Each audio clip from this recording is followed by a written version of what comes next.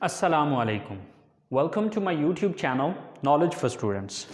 Students, today we are starting class number 24. And in today's class, we are going to talk about future indefinite tense. But class शुरू करने से पहले अगर अभी तक आप लोगों ने मेरे चैनल को सब्सक्राइब नहीं किया तो प्लीज़ सब्सक्राइब के बटन पर क्लिक कर दें। अगर आपको मेरी वीडियोस पसंद आ रही हैं और अगर आप इनसे कुछ सीख रहे हैं तो प्लीज़ लाइक एंड शेयर के बटन पर क्लिक कीजिए।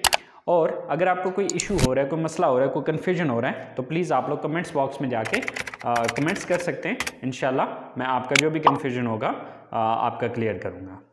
तो चलें गाइस, स्टार्ट करते हैं आज की हमारी क्लास। स्टूडेंट्स, हम बात करने जा रहे हैं फ्यूचर इंडेफिनिट की। सो फ्यूचर इंडेफिनिट के हवाले से सबसे पहले इसकी डेफिनेशन को समझते हैं। तो इसकी डेफिनेशन है आने वाले वक्त में आप जो कुछ भी करेंगे, आने वाले वक्त में आप जो कुछ भी करेंगे वो फ्यूचर इंडेफिनिट है। चाहे वो काम आप 5 मिनट बाद करेंगे, चाहे आप 10 दिन बाद करेंगे, चाहे आप 10 साल बाद करेंगे, ठीक है। बस इतना जहन में रखना है कि आने वाले वक्त में आप जो कुछ भी करेंगे, ठीक है, वो क्या है? Future indefinite. What is that? That is future indefinite tense. So whatever you will do in the future, that is called future indefinite. So अब उसकी उर्दू में पहचान क्या होगी? How will we identify that this is future indefinite tense? So at the end of Urdu sentences there is ga, gi, ge. Right Urdu जुमलों के आखिर में इसकी पहचान क्या होती है कि उर्दू जुमलों के आखिर में गा, गी, गे वगैरह आता है। लेकिन स्टूडेंट्स आपने सिर्फ गा, गी, गे पे नहीं फोकस रखना, ठीक है। आपने साथ उसकी डेफिनेशन को भी मद्देनजर रखना है। देखिए अब गा, गी, गे पे सिर्फ फोकस क्यों नहीं रखना? जैसे कि एक मैं छोटी सी मिसाल देता हूं कि मैं कहता हूं कि मैं 10 बजे जागा, ठीक है। अब 10 बजे जागा के एंड पे गा आ रहा है, ठीक है। तो इसका मतलब ये नहीं है कि ये फ्यूचर इंडेफिनिट है। स्टूडेंट्स अगर आप इसका सेंस देखें तो ये तो पास्ट का सेंटेंस है, ठीक है। ये क्या है? ये तो पास्ट की बात हो रही है कि मैं 10 बजे जागा, राइट। तो अब सिर्फ गा, गी, गे पे फोकस नहीं रखना, साथ आपने उस डेफिनेशन को भी ज़हन में रखना है कि आने वाले वक्त में आप जो कुछ भी करेंगे, ठीक है, वो क्या है?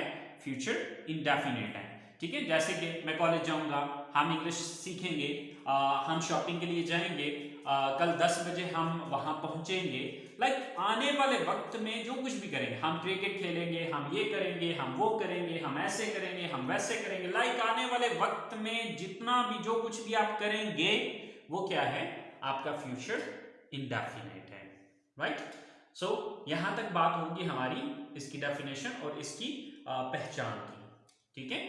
तो आने वाले वक्त में आप जो कुछ भी करेंगे वो फ्यूचर इंडेफिनिट में आएगा और उसके लिए आप ये स्ट्रक्चर अप्लाई करेंगे या इस स्ट्रक्चर को आप फॉलो करेंगे, ठीक है।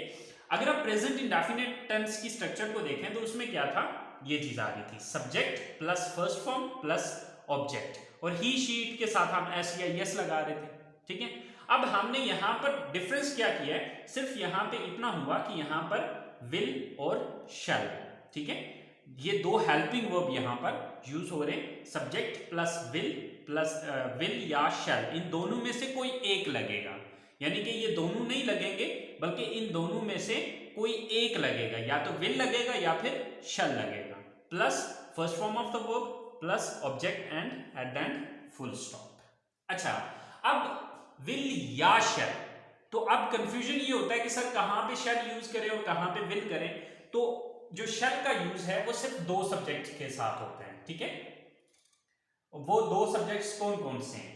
आई और वी, इन दोनों के साथ शैल आएगा।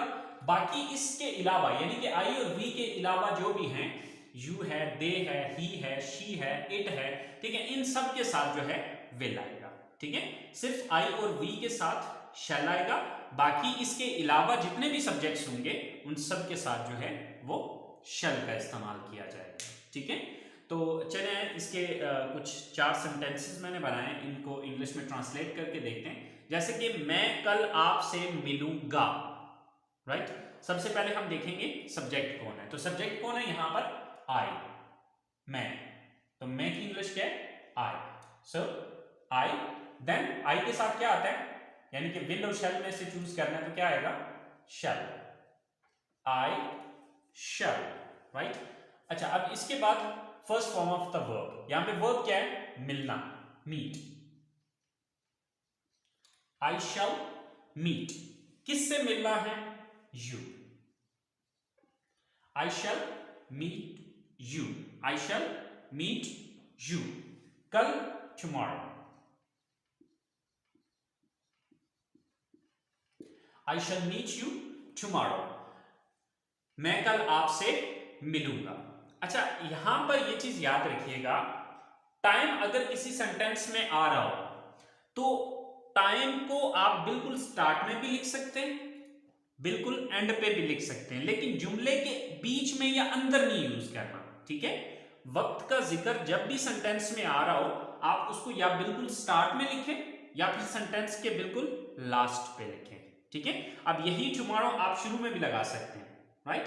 सो tomorrow I shall meet you, right, या फिर I shall meet you tomorrow.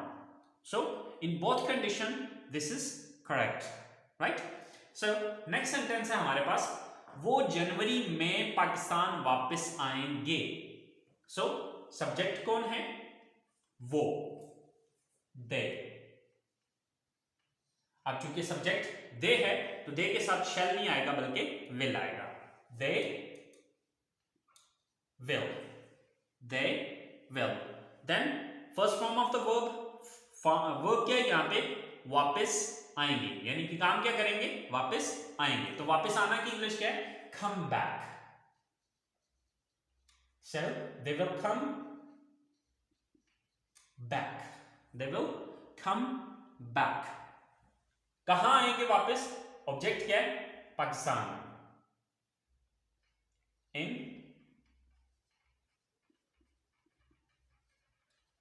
Pakistan. They will come back in Pakistan. कब आएंगे? अब देखिए यहां पर भी वक्त आ गया है, ठीक है। जनवरी जो है ये टाइम है, राइट। तो अब इन जनवरी अगर आप शुरू में लगाते तब भी सही था, अगर हम इसको लास्ट पे लगा रहे हैं तब भी सही है। सो इन जनवरी, they will come back in Pakistan in January. वो जनवरी में पाकिस्तान वापस आएंगे। सेकंड लास्ट सेंटेंस है, पाकिस्तान ये मैच जीतेगा। अब ये काम कौन करेगा? सब्जेक्ट कौन है? पाकिस्तान। सो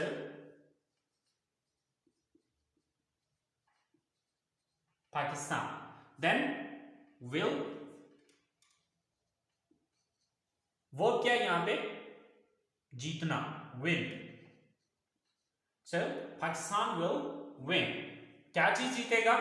ये match, this match. So Pakistan will win this match, Pakistan ये मैच जीतेगा। लास्ट सेंटेंस है हमारे पास, हम अगले साल अपना बिजनेस शुरू करेंगे। So सब्जेक्ट कौन है? हम, we। देन we के साथ क्योंकि shall आएगा तो will shall दोनों में से चूज करना है, सो shall, we shall। वर्ब क्या है यहां पे? शुरू करना, स्टार्ट। We shall start, अपना बिजनेस शुरू, यानी कि क्या करना है? ऑब्जेक्ट क्या है? अपना business. We shall start our own business। अच्छा, own ना भी लगाए तो कोई बात नहीं, जस्ट our भी लगा दिया तो सही है। our business, we shall start our business। अगले साल, अब ये वक्त आ गया तो इसको लास्ट पे, तो अब नेक्स्ट ईयर जो है अगला साल, तो नेक्स्ट ईयर आप स्टार्ट में भी लगाते तब भी ये सेंटेंस सही था। So we shall start our business next year. So we shall start our business next year, कि हम अगले साल अपना बिजनेस शुरू करेंगे। सो स्टूडेंट्स, ये फ्यूचर इंडेफिनिट टेंस के पॉजिटिव सेंटेंसेस हैं। आई होप आपको पॉजिटिव सेंटेंसेस की समझ आ गई होगी। तो चलें अब हम बात करते हैं इसके नेगेटिव सेंटेंसेस की। सो स्टूडेंट्स, नेगेटिव सेंटेंस बनाने के लिए हम क्या करेंगे, सिंपल शैल और विल के बाद नॉट लगा देंगे। बस एक छोटा सा पॉइंट अपने जहन में रखें कि अगर किसी सेंटेंस के अंदर हेल्पिंग वर्ब मौजूद हो तो आप पहले हेल्पिंग वर्ब के बाद नॉट लगा दें, ठीक है।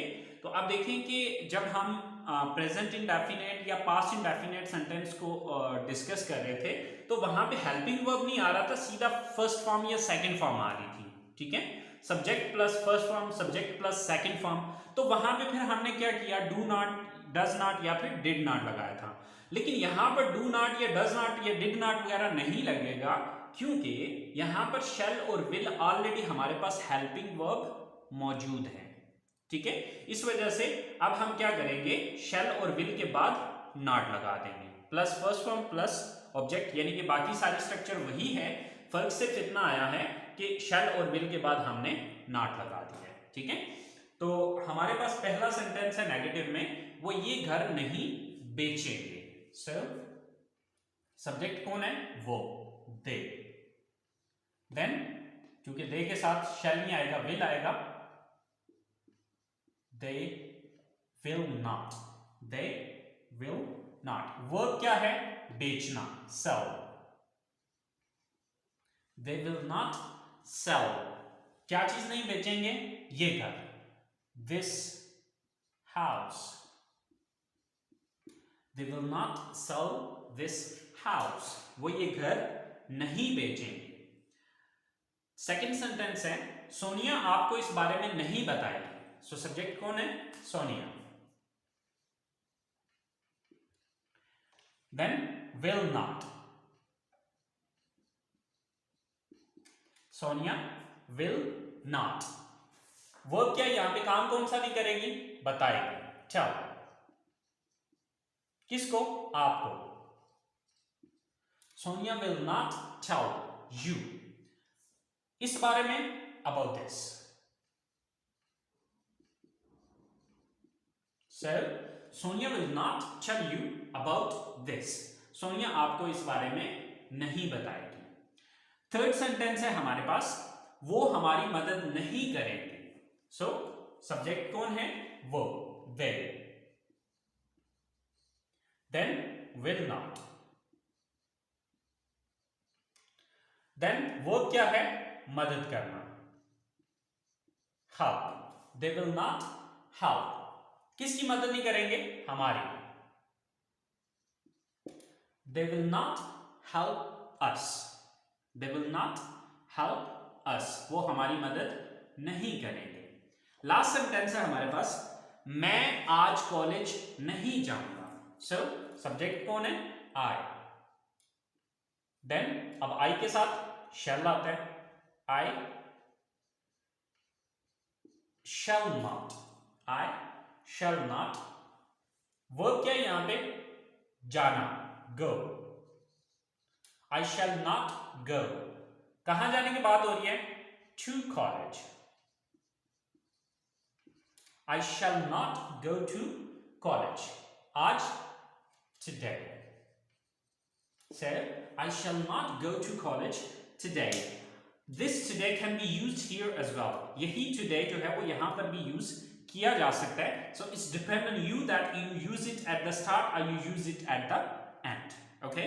So in both condition this is correct, right। So I shall not go to college today or today I shall not go to college। Both sentences are correct, okay।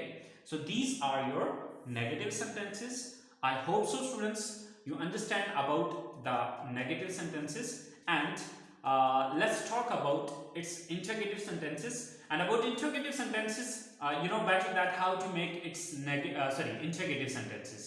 तो students आपको already पता है कि आप interrogative कैसे बनाने हैं। अगर आपको मेरा वो रूल याद हो तो आप आसानी के साथ इसका इंट्रोगेटिव बना सकते हैं। अब रूल क्या था, मैं दोबारा से बता देता हूँ। वो रूल ये था कि आपने ये देखना है कि नेगेटिव बनाते हुए किस लफ्ज के बाद आपने नॉट लगाया था। जिस लफ्ज के बाद आपने नॉट लगाया था उसी लफ्ज को उठा के सेंटेंस के शुरू में ले आए, ठीक है, तो वो इंट्रोगेटिव बन जाएगा। तो आप देखिए यहाँ पे हमने शैल और विल के बाद नॉट लगाया था, तो यही शैल और विल सेंटेंस के शुरू में आ जाएंगे तो ये इंट्रोगेटिव सेंटेंस बन जाएगा। तो चलिए देखते हैं इसके interrogative sentences. So students, interrogative sentences बनाने के लिए स्ट्रक्चर जो है वह first of all subject shall या will plus subject plus first form of the verb plus object and at the end there is a question mark. So हमारा सबसे पहला सेंटेंस है, क्या आप आज खरीदो फरोख्त के लिए जाओगे, यानी कि क्या आप आज शॉपिंग के लिए जाओगे। सो आप चूंकि सब्जेक्ट यू आ रहा है तो यू के साथ विल आता है, will then subject you, then verb क्या है, जाना, गो, विल यू गो। कहां जाने की बात हो रही है, खरीदो फरोख्त के लिए, for shopping,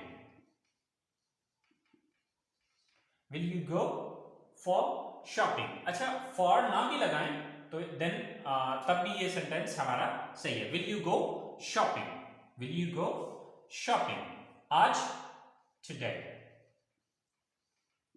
will you go shopping today, क्या आज आप शॉपिंग के लिए जाओगे। इसी तरह से सेकंड सेंटेंस है, वो कब अपना काम मुकम्मल करेंगे। अच्छा, अब यहां पर आपने ये चीज याद रखनी है कि कब जो है ये क्या है, ये एक क्वेश्चन वर्ड है।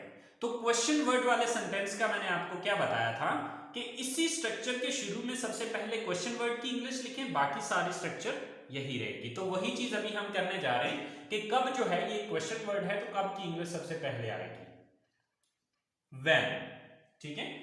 अब सब्जेक्ट कौन है, दे, तो अब दे के साथ विल आएगा तो पहले विल लगाना है, व्हेन विल, देन सब्जेक्ट कौन है, वो, दे, व्हेन विल दे। वर्ब क्या है यहां पे, मुकम्मल करना, complete, when will they complete अपना काम, there task, when will they complete their task, वो अपना टास्क कब कंप्लीट करेंगे। अब टास्क की जगह पे आप वर्क यूज करना चाह रहे हैं तो आप वर्क भी यूज कर सकते हैं, ओके, बट ज्यादा बेटर है कि टास्क का वर्ड यहां पर यूज किया जाए। So when will they complete their task, वो अपना टास्क कब मुकम्मल करेंगे। सो लास्ट सेंटेंस है, वो कैसे वहां पहुंचेगी, okay. So here as well we are using question word, तो यहां पर भी कैसे जो है ये क्वेश्चन वर्ड है। सो अब कैसे की इंग्लिश सबसे पहले आएगी, कैसे की इंग्लिश क्या होती है, हाउ, देन विल, सब्जेक्ट कौन है, शी, यानी कि वो एक लड़की है ना, वो कैसे वहां पहुंचेगी, तो वो एक लड़की है। सो how will she, how will she. अब वर्ब क्या है यहां पे, काम क्या है, पहुंचना, रीच। अब रीच की जगह अगर आप अराइव का वर्ड यूज करना चाह रहे हैं, so that's also fine, right. So how will she reach, कहां पहुंचने की बात हो रही है, वहां, there. So how will she reach there, वो वहां पर कैसे पहुंचेगी। So students, these are interrogative sentences. So students, if you understand this structure, so by using this structure you can make thousands of sentences by yourself. Just the main thing is that you have to understand this structure. असल चीज ये है कि अगर आप इन structures को समझ जाते हैं तो फिर आपके लिए सेंटेंसेस को बनाना कोई प्रॉब्लम नहीं है, बशर्ते कि आपके पास वोकैबुलरी हो, ये अल्फाज मौजूद हो, ठीक है। आपको ये अल्फाज आते हों कि यार खरीदना की क्या इंग्लिश है, मुकम्मल करना की इंग्लिश क्या, लाइक ये वोकैबुलरी होगी तो तब आप फिर उस स्ट्रक्चर को फॉलो करते हुए सेंटेंस बना पाएंगे। सो स्टूडेंट्स, ये हमारा फ्यूचर इंडेफिनिट टेंस था। आई होप सो आपको ये सारी चीज़ क्लियर हो गई होगी। तो आज की क्लास को यहीं पे ख़त्म करते हैं। तो इंशाल्लाह ज़िंदगी रही तो अगली क्लास के साथ मुलाकात होगी आपसे। तब तक दुआओं में याद रखिएगा। अल्लाह हाफिज़।